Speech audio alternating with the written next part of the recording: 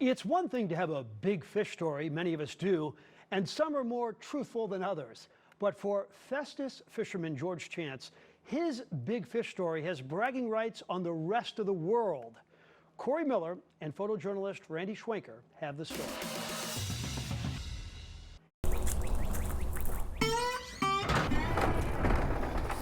It's easy to see what George Chance is passionate about. My fishing cabinet, inside and out. And that passion for fishing is genetic. It was just the very first memories I ever had was fishing with my dad. And I loved it from the time I can remember, I loved to fish.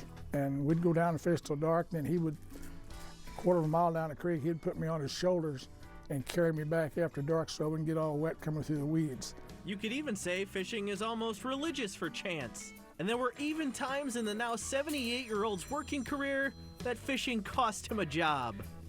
Ended up getting terminated for fishing. I fished the creek at lunchtime. There was other issues involved, but they terminated me for fishing. And my wife had been expecting it. Box of jigs here I may need to use later. All the crankbaits, and I don't buy these, I find those in trees along the river. On March 19th, all those jigs made, all those crankbaits tied on, and all of those casts over the years paid off for the Festus resident in a truly huge way.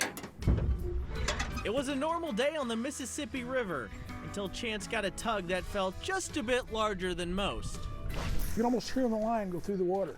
And I got 50-pound spider wire and probably had the drag set at 30 or 40 pounds. And he was stripping that thing, and I thought, man, look at that spool go down. He probably ran 40 yards just stripping line. I'm looking at my spool. I said, man, he get out there too far. I'm gonna run out of line. He didn't know it yet, but Chance had hooked a 97-pound bighead carp. After a 20-minute fight, the angler got the fish on land. He took it to a recycling center to weigh it and called a conservation agent, who gave him some exciting news. And so he told me right there, he said, well, you got a state record. I said, you're kidding. He said, no, you got a state record. Well, I'm home the next day and Jeff City calls. And he said, George, you haven't got just a state record, you got a world record. And I said, you're kidding. I said, what's that involve? Chance didn't just break the rod and reel bighead carp world record, he shattered it by 7 pounds. The fish was even bigger than his wife. Bigger girth than her and weighs more. I had buddies when I sent them a picture earlier, 3 of them thought it was photoshopped. I wouldn't say it's real deep, but it's plenty to cover a big fish, you know. Yeah. Now the angler has a story for a lifetime and a world record to prove it. My wife said, you're gonna have to get a bigger head. I said, babe, my head wouldn't get bigger if I won the lottery. I said, but I can't stop grinning. You know, I think that is so cool. That's unbelievable, you know.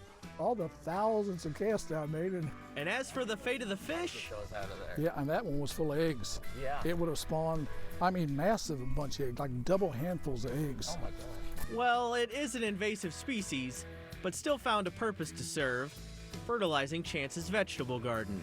That's about a 40-foot row from here, this little stake, to that stake down there, the little center one, and it's fish touching one another all the way through there. And with one world record already in the bag, you bet Chance is planning for the next one. I said, the problem is, nothing left in my bucket, my to-do bucket. I said, I'm going to have to put a different species of fish in there because I can't, I need a goal in life. Reporting in Festus for Sports Plus, I'm Corey Miller.